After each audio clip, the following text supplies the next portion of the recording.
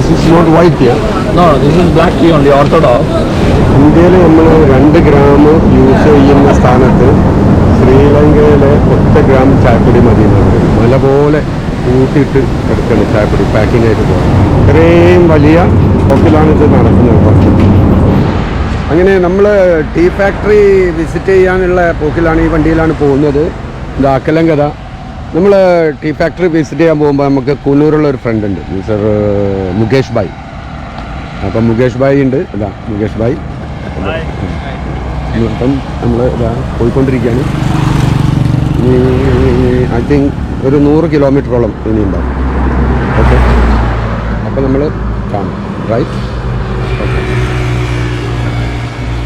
ഇന്ന് രാവിലെ തന്നെ ഇറങ്ങിയതാണ്.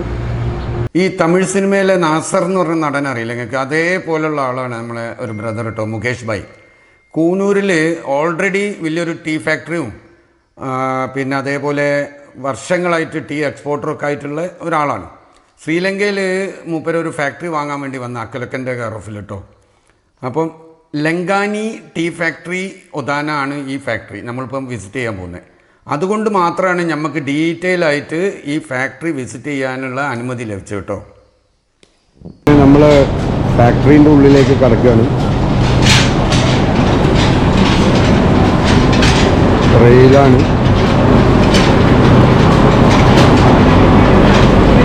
ശ്രദ്ധിച്ചിട്ടില്ലെങ്കിൽ തലക്കാടി കിട്ടും.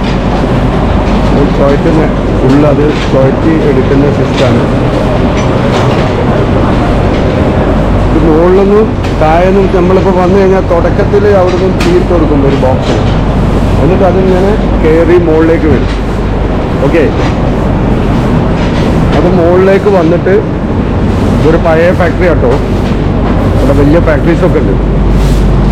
മുകളിലേക്ക് വന്നിട്ട് ഇതേമാതിരി ഇതിൻ്റെ അകത്ത് കൊണ്ടുപോയിട്ട് തട്ടും.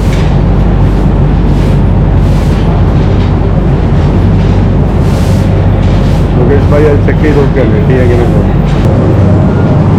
അപ്പം ഇത് വരുന്നത് തട്ടാതായി പോകുന്നതുണ്ടെങ്കിൽ ഇവർ കൈകൊണ്ട് എടുത്ത് മാറ്റി വെക്കും. ചിലതെട്ടെങ്കിലും പഴയ മിഷനറീസ് ആയതുകൊണ്ട് സംഭവിക്കുന്ന പ്രശ്നങ്ങളുണ്ട്.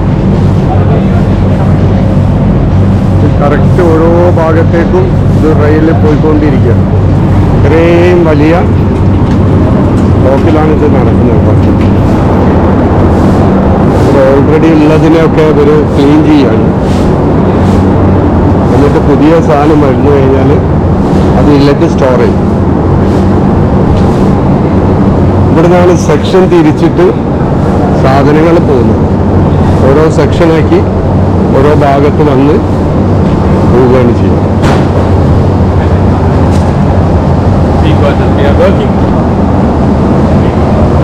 ഇവിടെ നിന്ന് ചായപ്പൊടിനെ അതിനെ ശരിക്കും പൊടിക്കുകയാണ്. അതിനെ പൊടിയാക്കി മാറ്റാം.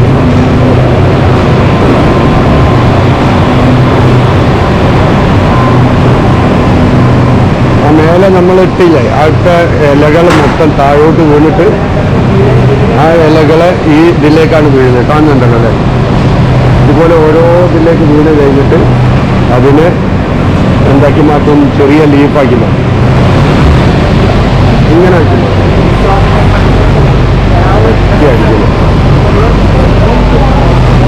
അങ്ങനെ അത് റെഡിയാക്കി കഴിഞ്ഞിട്ട് പിന്നെ അടുത്തയിലേക്ക് വരുന്നത് ഇതിനെ ഹീറ്റാക്കുക, പുക കൊള്ളിക്കുക.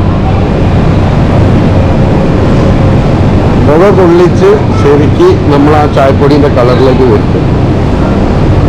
ഓക്കെ, അപ്പോൾ അവിടുന്ന് അത് ഉണങ്ങി ആ ഒരു ഞാൻ കാണിച്ചില്ല പുക കഴിഞ്ഞ് കഴിഞ്ഞാൽ ഇതായി മെഷീനിലേക്ക് കൂടെ കയറും.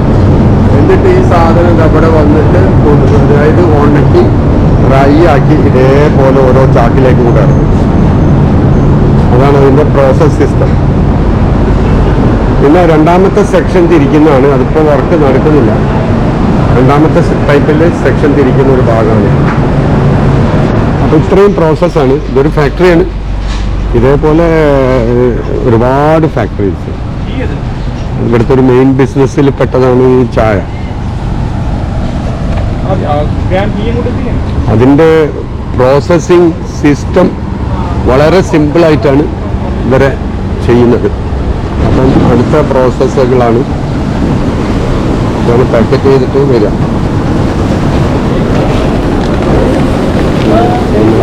color is not clear, weight is less. This is not weight yeah. No, this is black tea only, orthodox. This is orthodox. ഇത് വേറൊരു ടൈപ്പിലാണ്. ഇത് വേറൊരു ടൈപ്പിലേക്കാണ് വന്നത്. പല രീതിയിലുള്ള ചായപ്പൊടികൾ ഓരോരോ ടൈപ്പിൽ അതിൻ്റെ ഇതിൻ്റെ മെഷീന് സെറ്റ് ചെയ്ത് വെക്കുന്നത്. അതിനനുസരിച്ചിട്ട് അതിൻ്റെ എന്താ പറയുക വ്യത്യാസം ഉണ്ടാവും. അങ്ങനെ ഓരോ ടൈപ്പ് സാധനങ്ങളും പാക്കിങ് ചെയ്യും. ഇതിൽ തൂക്കി ചായപ്പൊടി ഇത് പാക്കിങ് നടക്കുകയാണ്. മൊത്തത്തിൽ കൂട്ടിയിട്ടിട്ട് ഈ സാധനം ഈ പാക്കിങ്ങിലേക്ക് വരും. ഇതാണ് ഇവർ തമ്മിലുള്ള ഡിസ്കഷനിൽ പറഞ്ഞ കാര്യം. ഇന്ത്യയിൽ നമ്മൾ 2 ഗ്രാം യൂസ് ചെയ്യുന്ന സ്ഥാനത്ത് ശ്രീലങ്കയിലെ 1 ഗ്രാം ചായപ്പൊടി മതി എന്ന് പറയുന്നത്. അത്രയും ക്വാളിറ്റി ഇവിടുത്തെ എലഗൻസും പ്രോസസ്സിങ് സിസ്റ്റത്തിനും വ്യത്യാസമുണ്ട്. ഓരോരോ ടൈപ്പിലേക്ക് ഇതിനെ ഡ്രൈ ആക്കിയതിന് ശേഷം മാറ്റുന്നതാണ്. ഇതിന് ഇതിപ്പോൾ വലുത് പെൻഡിങ് ആയിട്ട് ചെറുത് അതിൻ്റെ ഒരു നോർമൽ സൈസിലുള്ളത് വേറെ വരും. അത് കഴിഞ്ഞ് പിന്നെ ആ വലുത് പെൻഡിങ് ആണ്. ഓക്കെ, അതാണ് ഇത് പല വിഭാഗമായിട്ട് തിരിക്കുന്നത്. പണി ചെയ്തിട്ട് ഉള്ളിൽ കൊണ്ടുവന്ന് നിറച്ചിടുകയാണ്. എന്നതിൻ്റെ ശേഷം പാക്കിങ്ങിലേക്ക് പോകും. കണ്ടെങ്കിൽ ഒരു മല മാതിരി കൂട്ടിയിട്ടുണ്ട്. മല പോലെ കൂട്ടിയിട്ട് എടുക്കണം ചായപ്പൊടി പാക്കിംഗ് ആയിട്ട് പോകാം. ഇതിലൊരു പ്രോസസ്സിങ് സിസ്റ്റത്തിനും പ്രത്യേകതകളുണ്ട്. അതും കൂടി വരെ ഇതിൻ്റെ ക്വാളിറ്റിക്ക് ഒരു കാരണം എന്നാണ് പറയുന്നത്. പ്രോസസ്സ് ചെയ്യുന്ന സിസ്റ്റത്തിന് ഇന്ത്യയിലുമായിട്ട് ഒരുപാട് ഡിഫറൻറ്റ് ഉണ്ടെന്നാണ്. ഇത് ചെയ്യുന്ന സ്ത്രീകളെ കണ്ടത്. അതായത് ഞാനിതൊരു ക്യാമറക്ക് കേസ് തരുന്നില്ല. പക്ഷെ ഞാനിവിടെ അന്വേഷിച്ചപ്പം ഇവിടെ അടുത്തുള്ള വീടുകളിൽ ചെറുപ്പം മുതലേ വളരെ ചെറുപ്പത്തിൽ തന്നെ വരെ ഈ ജോലിക്ക് കയറണം. 30 കൊല്ലം 40 കൊല്ലം 50 കൊല്ലത്താണ് ഓരോരുത്തരെ എക്സ്പീരിയൻസ് സെയിം ജോലി കേട്ടോ. അതായത് ബ്രിട്ടീഷുകാരുടെ കാലത്ത് പോലും ഇതെന്നാണല്ലോ പ്രോസസ്സ് ഇവിടുത്തെ സിസ്റ്റം. അപ്പം തൊട്ടടുത്തുള്ള ഉള്ള ചെറിയ കുട്ടികളായ കാലത്ത് ജോലിക്ക് കയറിയിട്ട് ഇപ്പം വയസ്സായിട്ടും അതേ ജോലി തന്നെ ചെയ്യും. അപ്പോൾ ഇവിടെ വന്ന് നമ്മൾ ആ കൂട്ടിയിട്ട സാധനങ്ങളില്ല, ആ ലീഫിനെടുത്തിട്ട് നേരെ ഇതിലേക്ക് ഇട്ടു. ഇവിടെ നിന്ന് ഇതിലൂടെ വന്ന് മെഷീനിൽ കയറിയിട്ട് പല സെക്ഷൻ പാർട്ടുകളുണ്ടാവും. പ്രോസസ്സിങ് സിസ്റ്റം കണ്ടാവും. അതിൽ കൂടെ വന്ന്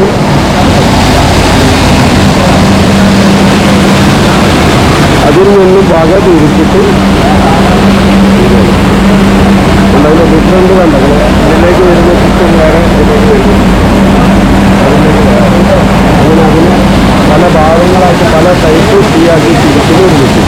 ഇപ്പോൾ ഏകദേശം നമ്മൾ ശ്രീലങ്കയിലെ വെറൈറ്റി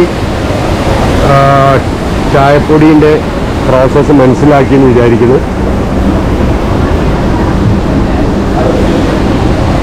അപ്പം ഫാക്ടറീൻ്റെ മറ്റൊരു സൈഡാണ് നമ്മൾ പാക്കിങ് എന്നത്. ഇതെല്ലാം ചെയ്യുന്ന ഭാഗമാണ്.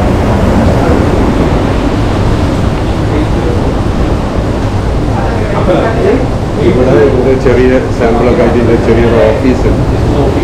ഇവിടുന്ന് നമുക്ക് ലോക്കലായിട്ട് ചെറിയ ചെക്ക് ചെയ്യാനുള്ള രീതിയിലുള്ള സൗകര്യങ്ങളൊക്കെ തരും. അങ്ങനെ നമ്മളെ ഫാക്ടറിയിൽ നിന്ന് കുറച്ച് സാമ്പിൾസും വാങ്ങി നമ്മൾ ഫാക്ടറിനോട് വിട പറയാണ്,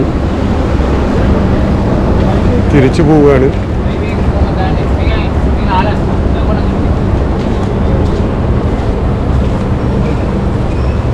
ഒരു ഫാക്ടറിയിൽ ചായപ്പൊടീൻ്റെ പ്രോസസ്സ്, അതും ശ്രീലങ്കയിലത്തത്, നിങ്ങൾക്കത് വിശദമായി മനസ്സിലായിട്ടുണ്ടാവും എന്ന് മനസ്സിലാക്കുന്നു.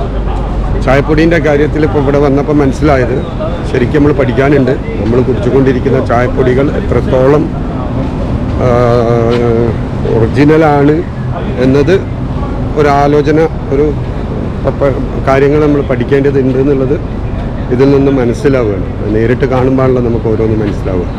അപ്പോൾ ഗൈസ് പറഞ്ഞതുപോലെ ഈ പ്രാവശ്യത്തെ നമ്മുടെ ചായൻ്റെ പറ്റിയിട്ടുള്ള വിവരണം ശ്രീലങ്കയിലത്തെ ഇതിൽ കൂടെ അവസാനിക്കുകയാണ്.